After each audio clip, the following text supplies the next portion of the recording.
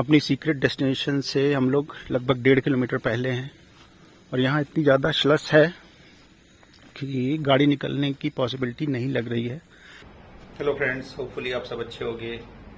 अभी कुछ दिनों पहले क्या हुआ था कि हम लोग विद फैमिली एक अपनी सीक्रेट डेस्टिनेशन पे गए हुए थे छुट्टियां मनाने, और ये फैमिली ट्रिप था तो मैंने सोचा ब्लॉगिंग नहीं करेंगे, फिर भी कुछ क्लिप्स मैंने रिकॉर्ड की उस पूरी ट्रिप की। तो वो एक्सपीरियंस मैं आपके साथ शेयर करना चाह रहा हूँ क्योंकि डेस्टिनेशन ऐसी थी जो कि बहुत ही अच्छी थी, और एक फैमिली जो कि दिल्ली एनसीआर में रहती है, they often wants to go out to places where there is no hassle of the city, peaceful place हो, अच्छी सर्विस हो, अच्छा एकोमोडेशन हो। तो उस पॉइंट ऑफ व्यू से मैं चाह रहा था कि ये डेस्टिनेशन भी मैं आपके साथ शेयर करूं। So stay connected in this blog and I let you know the destination.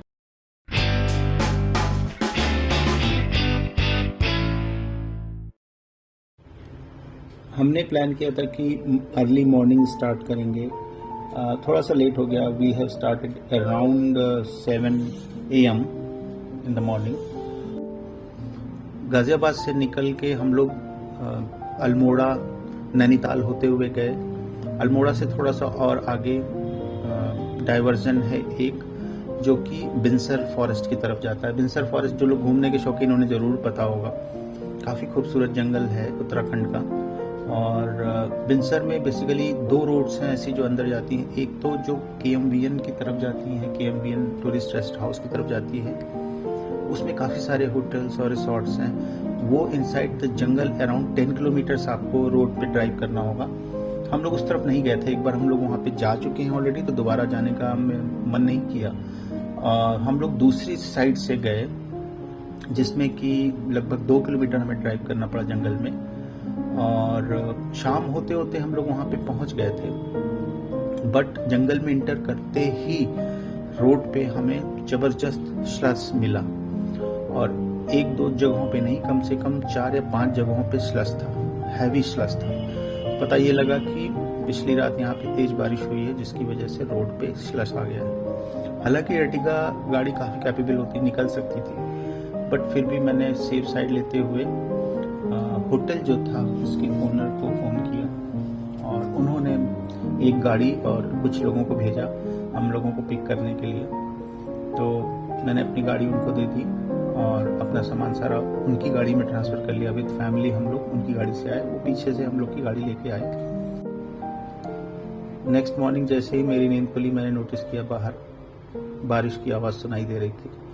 और प्लान तो ये था कि नेक्स्ट डे हम लोग पिकनिक भी करेंगे, क्योंकि पिकनिक का सारा सामान गाड़ी में ही रखा हुआ था। तो इस बात की पॉसिबिलिटी नहीं थी कि वापस जाके हम लोग गाड़ी पे और कुछ वहाँ पे एंजॉय कर पाएँ। सो पिकनिक वाला आइडिया, आउटडोर्स पिकनिक वाला आइडिया इनफैक्ट मैंने ड्रॉप कर दिया। मैंने कहा ये पॉसिबल तो हो नहीं सकता। फिर स्टाफ को ही मैंने वहाँ पे भेजा कि भाई गाड़ी पे जाओ आप, और गाड़ी से जो पिकनिक वाला सामान है वो सारा मैंने एक बैग में रख रखा था और उसको गाड़ी में ही छोड़ दिया था, वो आप लेते हो। तो एक स्टाफ वहाँ का लोकल वो गया और वो सारा वो बैग जो है लेके आया हमारा, और फिर हमने with in the room hotel की कुकिंग शुरू कर दी। और जो डिशेस हमने बनाई हैं वहाँ पे वो मैं भी क्लिप में डाल रहा हूँ। सो हमारी जो पहली डिश थी वो थी फ्राइज़। फ्राइज़ बनाने के लिए मैंने आलू को पहले थोड़ा सा बॉईल किया एंड देन फ्राइड, बट आलू थोड़ी सी मीठी थी, इस वजह से फ्राइज़ ख़राब हो गई। तो कुछ तो खाई लोगों ने, बट उसके बाद इट वॉज रिजेक्टेड, किसी ने उसको दोबारा छूने की हिम्मत नहीं की। जो सेकंड आइटम था वो था पॉपकॉर्न, विच वॉज ईजी। इसमें कुछ करना था नहीं बेसिकली, बस पैकेट खोल के इसको पैन में डाल देना था। जो हमारा थर्ड आइटम था वो था चीज़ सैंडविच। इसके बाद फिर हमने मैगी बनाई और फाइनली हमने चाय बनाई। जिस दिन हमें निकलना था, लकीली उस दिन मॉर्निंग में रेन नहीं हुई और पूरा प्रॉपर ब्लू स्काई दिखाई दे रही थी, और काफ़ी हाइट पे थे हम लोग, इस वजह से नीचे की साइड में जो विलेजेस थे उनके ऊपर क्लाउड कवर और जो पूरा लश ग्रीन नेचर था वो काफ़ी ब्राइट दिखाई दे रहा था। मतलब उस खूबसूरती को आप एक्सप्लेन नहीं कर सकते।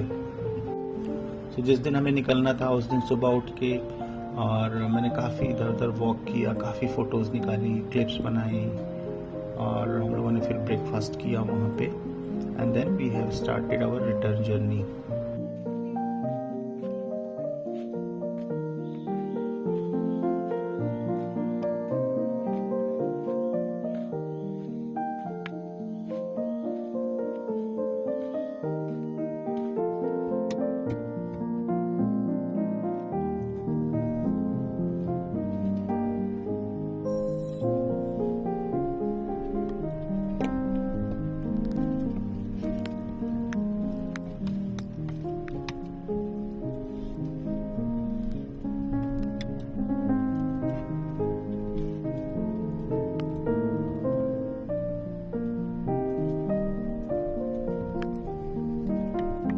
फ्यूल उत्तराखंड में मोर और लेस यूपी जितना ही रेट है जितना मैंने नोटिस किया। हालांकि मुझे डाउट था क्योंकि पहाड़ों पे रेट अलग अलग पेट्रोल पंप में काफ़ी ज़्यादा वेरी कर जाते हैं, बट लकली मुझे एक पेट्रोल पंप मिल गया और वहाँ पे रेट जो था वो इवन प्लेन्स से भी थोड़ा कम था। तो वहाँ पे हमने टैंक फुल कराया और फिर रास्ते में कुछ ऐसे हल्का फुल्का खाते पीते हम लोग आफ्टरनून टाइम में हम लोग हल्द्वानी पहुंच गए।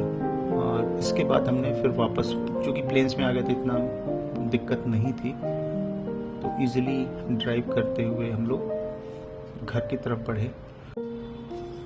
रास्ते में जो हमने एक चीज़ नोटिस किया वो ये कि कांवड़ यात्रा की वजह से जो NH9 है इसका हाफ पार्ट जो दिल्ली से आने वाला पार्ट है ये नॉर्मल ट्रैफिक के लिए ब्लॉक कर दिया गया था और सिर्फ कांवड़ यात्रा के लिए ही वो ओपन था।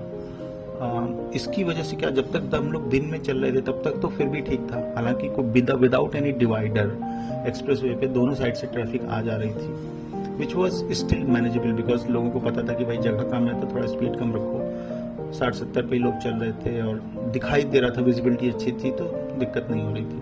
बट जैसे ही शाम ढली, अंधेरा हुआ, सामने से आती हुई गाड़ियों की हेडलाइट वो बिल्कुल ब्लाइंडिंग होती थी और सारे हाई बीम पे ही आ रहे थे, जिसकी वजह से बहुत ज़्यादा दिक्कत हुई। लास्ट का जो लगभग 10 किलोमीटर का स्ट्रेच था विच वॉज वेरी डिफ़िकल्ट। अगर अथॉरिटीज़ इसको देख रही हैं, कांवड़ यात्रा के लिए आपने हाफ रोड ब्लॉक कर दी, which is very good thing, I fully support this.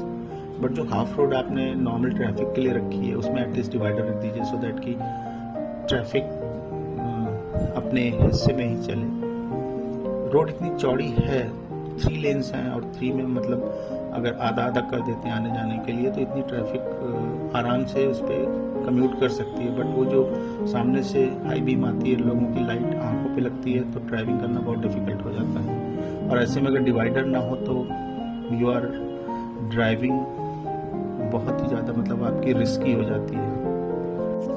लौटते समय रास्ते में हमने शाम को सोचा कि डिनर करेंगे, बट किसी का मन था नहीं डिनर खाने का। रास्ते में बच्चे कुछ ना कुछ खाते ही रहे, मेरा भी बहुत ज़्यादा हैवी खाने का मन नहीं था, नहीं तो आलस आने लगती ड्राइविंग में। सो हम लोग हवेली में रुके और हवेली वेज रेस्टोरेंट है, बेसिकली रास्ते में पड़ता है, काफ़ी अच्छा रेस्टोरेंट है। एक छोटी सी जो मतलब वहाँ पे मेरी नोक झोंक हो गई स्टाफ से वो ये थी कि भाई मैंने आलू के पकौड़े और चाय ऑर्डर किए थे और उन्होंने आलू के पकौड़े तो सर्व किए, साथ में केचप दे दिया। ये आजकल हर होटल्स में मैं देख रहा हूँ ज़्यादातर कि वो केचप दे देते हैं। अब पकौड़ों के साथ केचप कौन खाता है? पकौड़ों के साथ आइदर आप इमली की चटनी खाते हो, टमाटर की चटनी खाते हो, प्रॉपर जो धनिया पुदीना की होती है। मैंने बोला उनसे भी आपके पास धनिया पुदीना नहीं, कम से कम आप इमली की चटनी दे दो, पर उन्होंने बोला है ही नहीं, हमारे हम बनाते ही नहीं। हम लोग 8 साढ़े 8 तक घर आ गए थे। सो होपफुली आपने इस ट्रिप को एंजॉय किया होगा हमारे साथ। जो भी लिमिटेड फुटेज हैं उनके बेस पे मैंने इसको बनाया है और इस ब्लॉग के एंड में मैं कुछ स्टिल्स हैं वो भी डाल दूंगा, आप देखिए। अब आते हैं इसकी लोकेशन पे।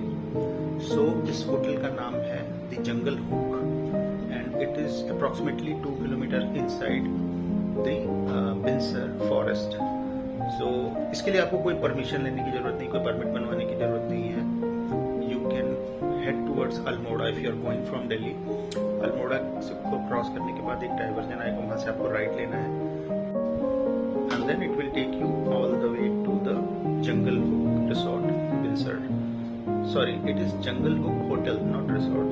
But इसका सेटअप है जो आप फोटोज में देखेंगे अभी, it is nothing less than a proper resort. बहुत अच्छा एकोमोडेशन है वहाँ पे. और अगर आप पिकनिक बनाना चाहें, थोड़ी सी ट्रैकिंग करना चाहें, विलेज टूर करना चाहें, तो वो वहाँ पे अवेलेबल है. वो लोग स्टाफ को लगा देते हैं आपके साथ में विलेज टूर कराने के लिए. तो आप टिपिकल एक जो पहाड़ी लाइफ स्टाइल होती है उसको भी क्लोजली देख सकते हैं. सो होपफुली आपको ये व्लॉग पसंद आया होगा और नेक्स्ट ब्लॉग में हम लोग नेक्स्ट फ्राइडे 7:30 फिर मिलेंगे. तब तक के लिए बाय बाय.